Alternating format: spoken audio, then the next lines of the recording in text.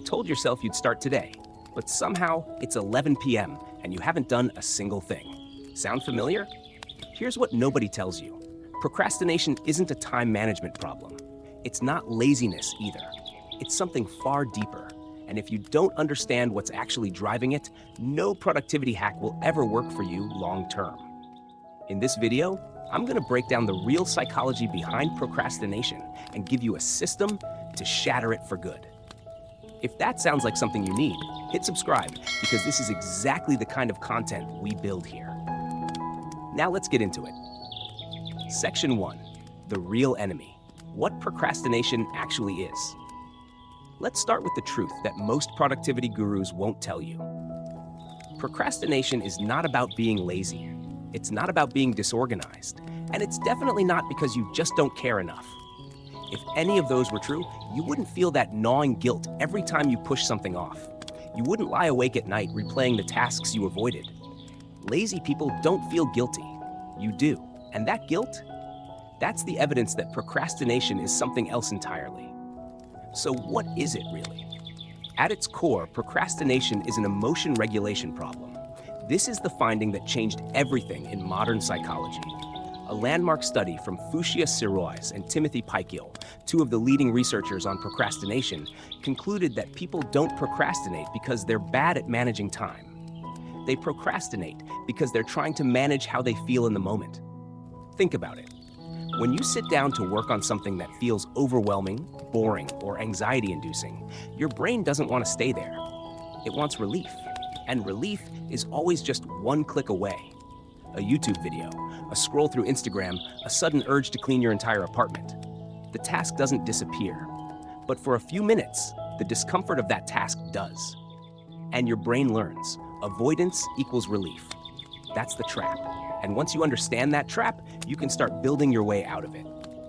Section 2, the neuroscience behind the delay. To really shatter procrastination, you need to understand what's happening inside your brain when you avoid something. There are two key players here, the prefrontal cortex and the limbic system. Your prefrontal cortex is the rational, future-focused part of your brain. It knows your deadline is Friday. It knows skipping the gym today makes your goals harder to reach. It understands long-term consequences with clarity. This is your future self, the one who wants to get things done. Your limbic system, on the other hand, is ancient. It's emotional, impulsive, and laser-focused on the present moment. It doesn't care about Friday's deadline. It cares about how you feel right now. And when right now feels uncomfortable, it screams for an exit. When you procrastinate, your limbic system is winning the argument. Neuroscientists call this temporal discounting, the tendency to value immediate rewards far more than future ones. A study from Princeton University found that when people imagined their future selves, the brain activity looked almost identical to when they imagined a stranger. In other words, your brain doesn't fully connect you today with you in 6 months. That person who benefits from your hard work today, to your brain, that's basically someone else. This is why willpower alone never works as a long-term solution. You can't out-discipline a neurological pattern. You have to rewire it. And that's exactly what the rest of this video is going to show you how to do. Section 3, the 5 types of procrastinators. Here's something fascinating. Not all procrastination looks the same. Researchers have identified distinct types of procrastinators, and knowing which one you are changes your entire approach. Type 1, the perfectionist. This person doesn't start or doesn't finish because the work doesn't feel good enough yet. They're waiting for the perfect moment, the perfect plan, the perfect version of themselves. Perfectionism and procrastination are deeply intertwined because both are rooted in fear. Fear of failure, fear of judgment, fear of putting something out into the world and having it fall short. If this is you, here's the brutal truth. Done is better than perfect. A finished project at 80% quality creates real-world results. A perfect project that never ships creates nothing. Type 2, the dreamer. The dreamer has big ideas and genuine excitement, but struggles to translate vision into action. They love the planning phase. They love the whiteboard session. They love the brainstorm. But when it's time to actually sit down and do the hard, unsexy work, they drift. They start something new. They get excited about a different idea. If this is you, Your problem isn't motivation.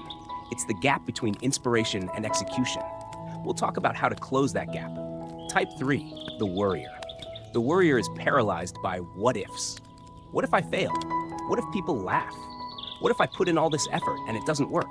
Their procrastination is driven by anxiety, not laziness. In fact, they often look busy. They're just busy with low-stakes tasks that don't trigger their anxiety. If this is you, the antidote is action, not confidence. Confidence doesn't come before the action, it comes because of it. Type 4, the crisis maker. This person secretly thrives on pressure. They tell themselves they work better under pressure. And sometimes, that's even true.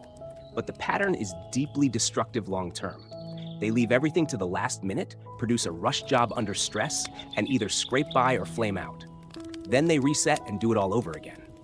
If this is you, you're not actually a last-minute person. You're someone who hasn't yet found a way to manufacture urgency before the deadline. We'll fix that. Type 5, the overdoer. The overdoer takes on too much. They say yes to everything. Their to-do list is so long it becomes paralyzing, and when everything is urgent, nothing feels doable. So they freeze. If this is you, your procrastination problem is actually a boundaries problem and a prioritization problem in disguise. No matter which type you are, or if you're a combination of several, the framework I'm about to share works because it addresses the root, not just the symptoms. Section 4, why common advice fails. Before I give you the system that actually works, let's talk about why most advice fails. Because you've probably tried some of it. Just get started. Sure, but how? When your brain is actively resisting the task, just start is like telling someone who's drowning to just swim. The advice isn't wrong, it's just incomplete. Use a to-do list. To-do lists are useful tools, but they're also one of the most popular forms of productive procrastination. Writing tasks down, color-coding them, reorganizing them. It feels like progress. It isn't. Time block your calendar. Time blocking works, but only once you've addressed the emotional resistance underneath. If you time block an hour for a task you're dreading, you'll spend 58 of those 60 minutes avoiding it, while technically being at your desk. Find your why. This is the motivational poster version of productivity advice. Yes, purpose matters. But when you're in the thick of resistance on a Tuesday afternoon, abstract purpose doesn't get the slide deck finished. Just be more disciplined. Discipline is a skill. Like any skill, it can be built, but telling yourself to just be more disciplined without a system is like telling yourself to just be better at piano. Without deliberate practice and structure, nothing changes. The reason all these pieces of advice fall short is the same reason. They treat procrastination as a behavioral problem when it's fundamentally an emotional one. You can't fix an emotional problem with behavioral tactics alone. You need both. Section 5, the Shatter Framework, a system that actually works. This is the core of this video.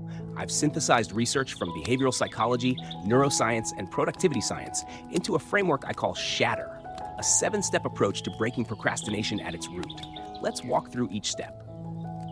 S, surface the real reason. The first step is the most important, honest self-diagnosis. Before you can change the behavior, you need to understand what emotional experience you're avoiding. Ask yourself, what specifically about this task feels bad? Is it boring, overwhelming, fear of failure, fear of success, uncertainty about how to begin, resentment toward the person who assigned it? Each of these requires a different response. Here's a powerful exercise. Grab a blank piece of paper and write at the top, the reason I keep avoiding task is. Then write without editing for 5 minutes.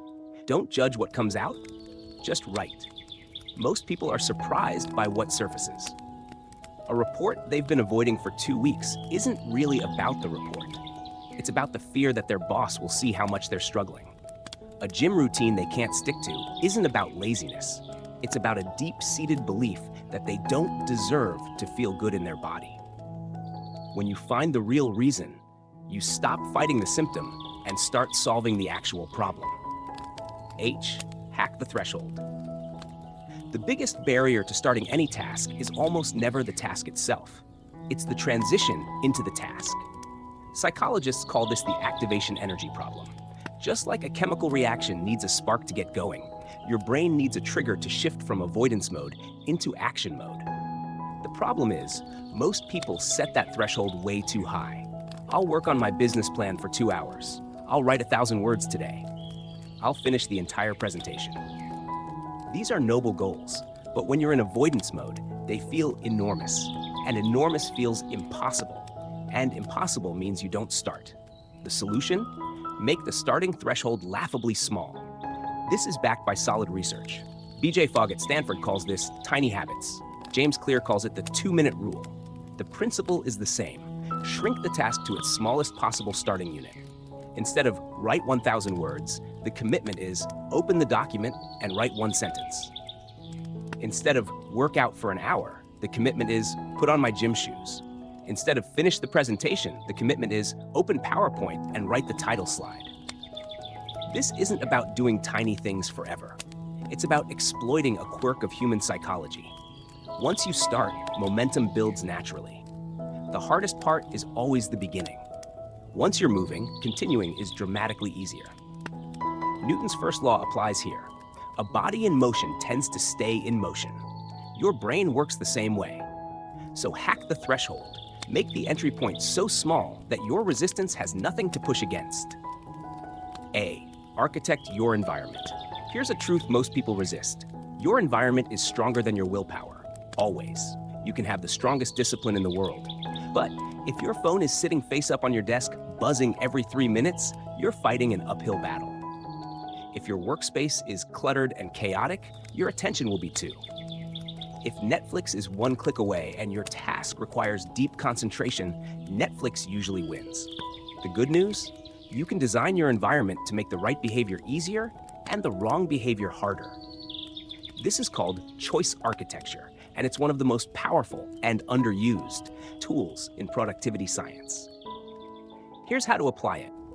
Remove friction from the right behaviors. Put your running shoes next to your bed so they're the first thing you see. Keep your journal on your desk, open. Close all tabs except the one you need. Have your work materials ready before you sit down. Add friction to the wrong behaviors. Log out of social media apps so you have to consciously log back in. Put your phone in another room during deep work. Use website blockers like Freedom or Cold Turkey during focused work sessions. Make the path to distraction slightly inconvenient. You don't need to be a monk. You just need to tilt the playing field in your favor. Design your environment for the person you want to be, not the person you are in your weakest moments. There's also the concept of implementation intentions, which is one of the most research-backed techniques in behavioral psychology. A meta-analysis of 94 studies found that forming an implementation intention, an if-then plan, more than doubled the likelihood that people followed through on their goals. The formula is, when situation, I will behavior. When I sit down at my desk at 9 a.m., I will immediately open my task file and work for 25 minutes before checking email. When I feel the urge to scroll Instagram, I will take 3 deep breaths and return to my task. When my alarm goes off at 6 a.m., I will put on my gym shoes before doing anything else. The power of this technique is that it reduces the need for in-the-moment decision-making. You're not deciding whether to work when you sit down. The decision was already made. Decisions cost mental energy. Pre-made decisions are free. T. Tame the time monster. One of the most common sources of procrastination is a distorted relationship with time. Specifically, underestimating how long tasks take and overestimating how much time you have. Psychologists call this the planning fallacy, the universal human tendency to assume tasks will take less time and go more smoothly than they actually will. Studies show this affects everyone, from individuals to multinational corporations. It's not a character flaw. It's a cognitive bias baked into human nature. The result? You tell yourself, I'll do that later, because you genuinely believe later will have room for it. It never does. Here's how to tame the time monster. Track your time honestly for 1 week. Most people have no accurate sense of where their time actually goes. Use an app like Toggle or even a simple spreadsheet. Log everything. The results are almost always shocking and humbling. Apply the multiply by 1.5 rule. Whatever you think a task will take, multiply it by 1.5. If you think writing an email will take 10 minutes, block 15. If you think a project will take a week, plan for 10 days. This isn't pessimism, it's calibrated realism. Work in focused sprints, not marathons. The Pomodoro technique, 25 minutes of focused work followed by a 5-minute break, is popular because it works. But the specific timing matters less than the principle. Your brain is not designed for endless, unbroken concentration. It works best in focused bursts with deliberate recovery. Research from Draugium Group found that the most productive workers weren't the ones working the most hours. They were the ones working in focused 52-minute blocks with 17-minute breaks. The ratio matters less than the rhythm. Build in buffer time. Between your focused work blocks, leave transition time. Leave room for the unexpected. Overscheduled days create pressure.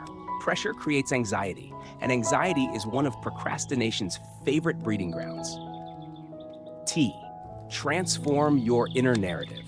This might be the most important section of this entire video, and it's the one most people skip. Your procrastination has a voice, and that voice is telling you a story. I work better under pressure. I'm just not a disciplined person. I've always been like this. I'll start fresh on Monday. I'm not smart enough to figure this out. I don't deserve success anyway. These stories feel like observations. They're not. They're beliefs masquerading as facts. And those beliefs are shaping your behavior every single day. The psychological term for this is self-limiting beliefs, cognitive patterns that feel true but are actually deeply conditioned responses, often formed in childhood or early failure experiences. The brain is a pattern recognition machine. Once it decides this is who I am, it filters evidence to support that conclusion. The good news, beliefs can be rewired, not overnight, but deliberately, consistently over time. Here's how to start. Catch the story as it happens. The moment you notice a thought like, I can't do this or I always mess this up, pause. Label it. That's a story, not a fact. Challenge it with evidence. What's the actual evidence for this belief? Is it universally true? Have there been times when you did start on time? When you did finish something difficult? When you did show discipline? Of course there have been. Use those as counter-evidence. Replace it with a bridging thought.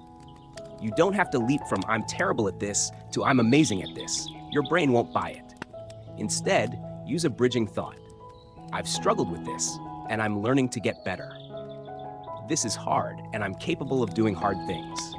The and is everything. It holds both realities without denial. Separate your identity from your behavior. James Clear, author of Atomic Habits, makes a crucial distinction. Instead of saying, I'm trying to stop procrastinating, say, I'm the kind of person who takes action. Behavior follows identity. If you see yourself as someone who does hard things, you'll start making decisions that align with that identity. This identity-based approach is backed by research. A study by Christopher Bryan found that people were significantly more likely to vote when asked, how important is it for you to be a voter, versus how important is it for you to vote? The identity framing, noun versus verb, made a measurable difference. Change the noun. Change the behavior. E. Eliminate decision fatigue. Every decision you make depletes a finite pool of mental energy. This is well documented in psychology. It's called ego depletion or decision fatigue. By the time you've made hundreds of small decisions throughout your day, what to wear, what to eat, how to respond to emails, your willpower reserve is significantly reduced. This is why willpower-heavy tasks keep getting pushed to later, because by the time later arrives, you're running on empty. Here's how to design around this. Do your most important, hardest task first. Your decision-making energy is at its peak in the morning, assuming you're well-rested. Don't burn it on email and meetings. Guard your first 90 minutes for deep, meaningful work. Pre-decide as much as possible. What will you eat for lunch? Decide the night before. What will you work on tomorrow? Write it down tonight. What will you wear? Lay it out before bed. Every decision you pre-make is a decision you don't have to make when your energy is depleted. Create rituals and routines. Routines eliminate decision-making entirely. When the routine says 7 a.m., sit down and write, there's no decision to make. You just do it. Over time, routines become automatic, running on what psychologists call procedural memory, which requires almost no conscious effort. Limit your options. Paradoxically, having too many choices paralyzes action. Barry Schwartz's famous paradox of choice research shows that more options lead to less satisfaction and more indecision. When you sit down to work, have one clear task in front of you. not a list of 12. 1. R.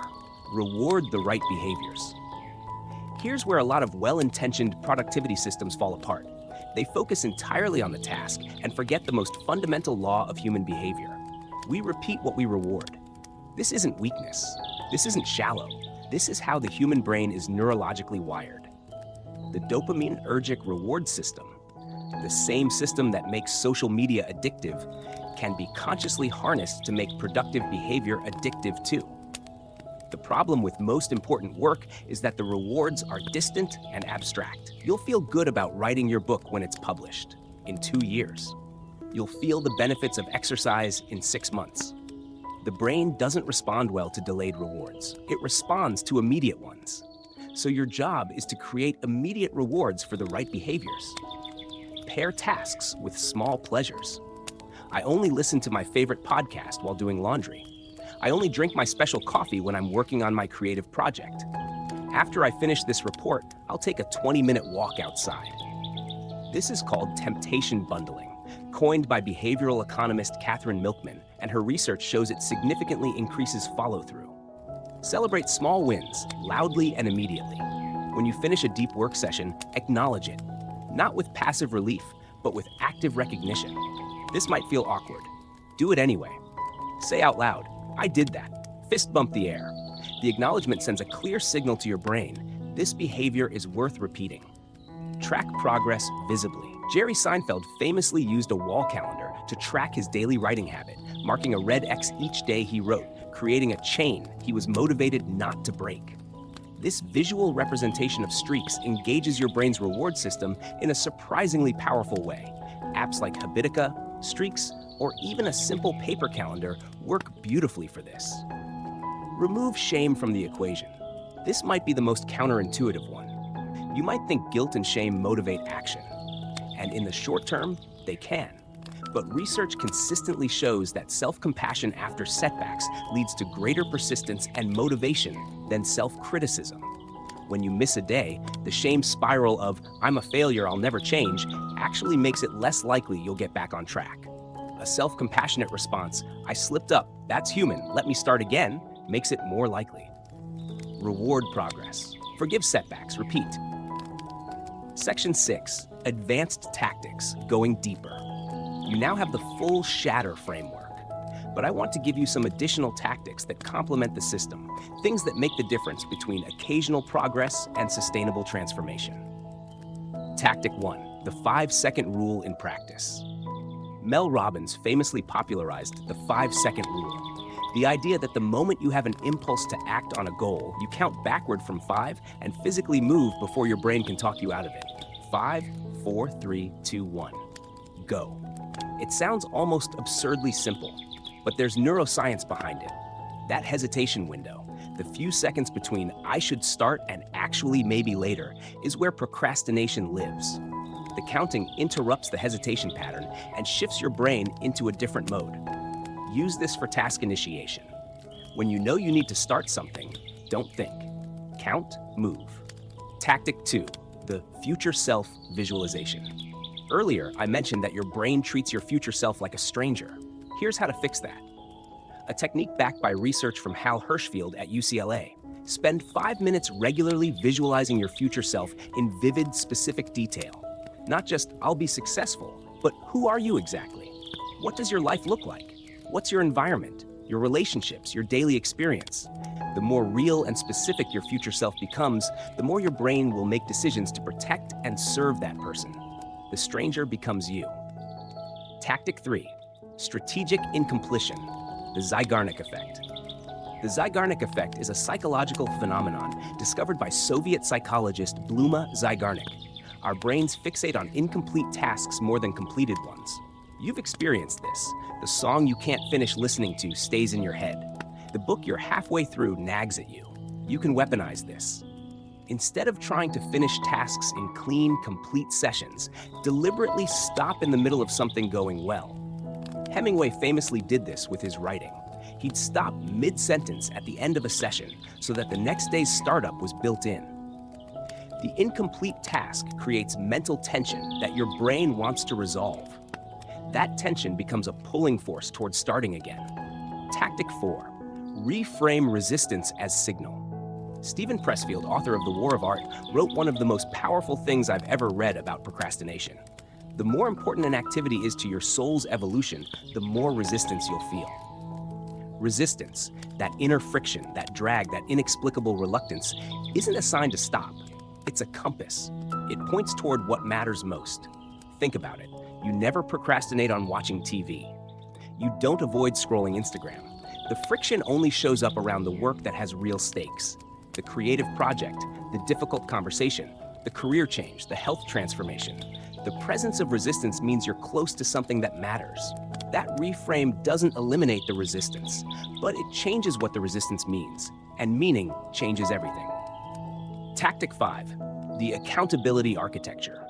Humans are deeply social creatures. We behave differently when others can see us. This is called the Hawthorne effect, the tendency to perform better when we know we're being observed. Use this deliberately. Body doubling. Work alongside someone else, in person or virtually. There's a massive online community, notably on platforms like FocusMate, built around virtual co-working, where two strangers meet on video to work silently in parallel for 50 minutes. Research and anecdote both confirm this dramatically increases follow-through. Commitment devices. Tell someone specific about your goal and deadline. Not vaguely, I'm going to work on my project, but specifically, I will send you the first chapter by Friday at noon. Specificity creates accountability. Stakes-based accountability.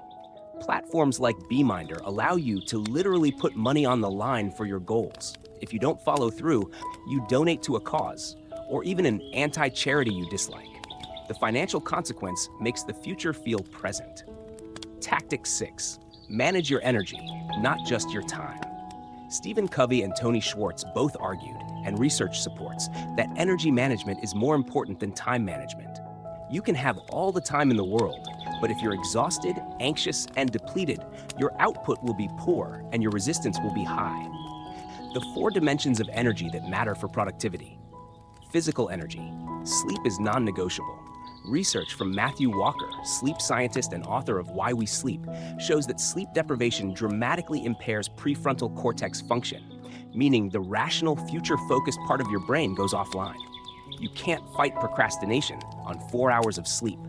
You also can't fight it without adequate movement and nutrition. Emotional energy. Unresolved conflict, resentment, grief, anxiety, all of these drain your capacity for focused work. Emotional hygiene isn't soft, it's strategic. Mental energy. Manage cognitive load. Don't try to hold everything in your head. Write it down. Use external systems, task managers, calendars, notes to offload working memory. A cluttered mental environment creates the same paralysis as a cluttered physical one. Purpose energy. Connection to meaning amplifies all other forms of energy. When you know why the work matters, not abstractly but viscerally, you move differently. Section 7. The long game. Building an anti-procrastination identity. Here's what almost every productivity book, course, and video gets wrong. They treat procrastination as a problem to solve once and be done with. It's not. It's a pattern to outgrow, continuously, over time. The goal isn't to become a robot who never feels resistance. The goal is to develop a deep enough relationship with your own psychology that when resistance shows up, you understand it, respond to it skillfully, and move through it more quickly each time. That is a practice, not a hack, not a shortcut, a practice. Here's what building that practice looks like in real life. Daily reflection. Spend 5 minutes at the end of each day answering 3 questions. What did I do well today? Where did I give in to avoidance? What's one thing I'll do differently tomorrow? Not to beat yourself up, to build self-knowledge. Self-knowledge is the foundation of self-change. Weekly review. Look at the week as a whole. What patterns do you notice? What tasks keep getting pushed? What does that tell you about the emotional experience you're avoiding? Adjust your approach accordingly. Celebrate consistency over intensity. It's not the legendary 12-hour workday that builds your capacity. It's showing up every day, even imperfectly. A 40-minute focused work session 5 days a week beats a frantic 8-hour panic session once a week. In output quality, in habit formation, and in long-term sustainability. Embrace the identity shift. Every time you choose action over avoidance, you're casting a vote for a new version of yourself. One vote doesn't change an election, but enough votes, cast consistently, do. James Clear put it perfectly. Every action you take is a vote for the type of person you wish to become. Section 8. A word to the person who's tried everything. If you've read this far, I want to speak directly to you for a moment. Maybe you've tried countless systems. Read the books, watched the videos, bought the planner, downloaded the app. And still, the procrastination returns. Still, the gap between who you want to be and how you're actually showing up feels unbridgeable. I want you to hear this. The fact that you keep trying means something. It means you haven't given up on yourself. It means somewhere underneath the patterns and the habits and the self-doubt, there's a version of you that believes change is possible. That version is right. Procrastination at a deep level is often a grief story. Grief for the life you haven't lived yet, fear that it's too late, doubt that you're the kind of person who deserves it. If that resonates, please know it's never too late to start. Not at 25, not at 40, not at 54. The research on neuroplasticity is clear. The brain retains its ability to form new habits and new patterns throughout the entire human lifespan. The old story, you can't teach an old dog new tricks, is neurologically false. You can change. The mechanism exists. The question is whether you'll use it. The best time to start was yesterday. The second best time is right now, not Monday, not after the holidays, not when things settle down, now, with this video, with whatever small imperfect action you can take in the next 5 minutes. So here's the bottom line. Procrastination isn't a character flaw. It's a pattern, and every pattern can be changed. You now have the Shatter framework, the neuroscience behind why you avoid, and the tools to start showing up differently, starting today. The only thing standing between you and the life you keep putting off is the next small action. Take it. If this video gave you real value, hit that like button. It helps more people find this. Subscribe if you haven't already. We go deep on this stuff every week. Share this with someone who needs it. And drop a comment below. Which type of procrastinator are you? I read every single one. Thank you for your watching.